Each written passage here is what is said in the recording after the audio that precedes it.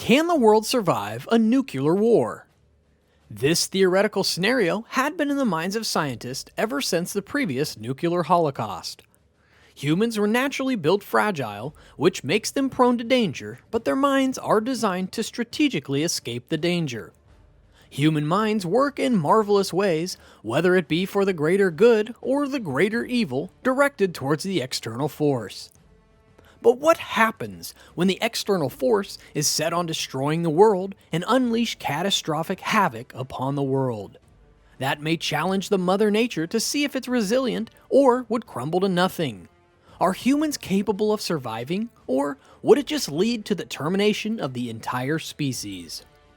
Welcome back to Mystery Revealed, where we feed your curious minds with some of the most unknown secrets. A nuclear holocaust comprises of a hypothetical scenario which may or may not happen in the near future. The set-off of nuclear weapons would result in a globally widespread destruction and radioactive fallout. This will impact large parts of the Earth, deteriorating to an uninhabitable area due to the after effects of nuclear warfare.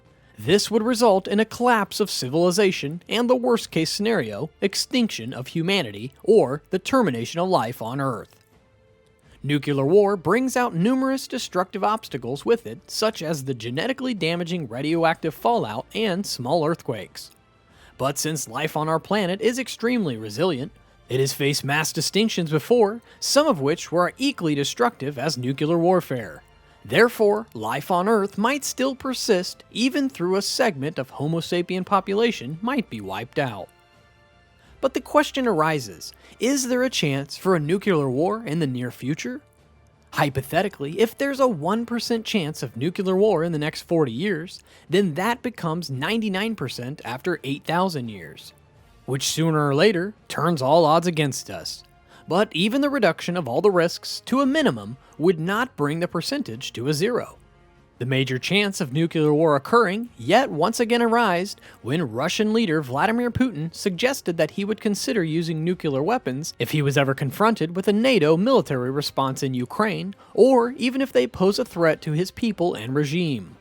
But if the war spreads to a country under NATO, such as Poland or Estonia, then that would lead to a direct confrontation between the US and Russia, which may result in yet another nuclear Armageddon.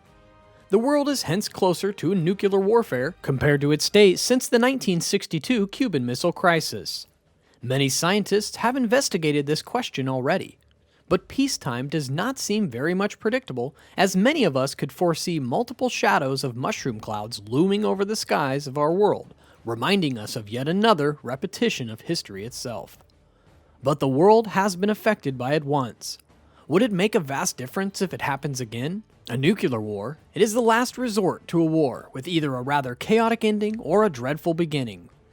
Before we dive into that tragic history, do not forget to subscribe to our channel and ring the bell icon, as we have more videos to serve your curious minds. The incidents at Hiroshima and Nagasaki prove that the world is no stranger to a nuclear explosive. What happened in Hiroshima and Nagasaki still gives us trembles to repeat the history. In 1945, the US attacked the Japanese cities of Hiroshima and Nagasaki with atomic bombs, giving us an open example of how nuclear explosives could ultimately destroy a particular region and the living beings residing there.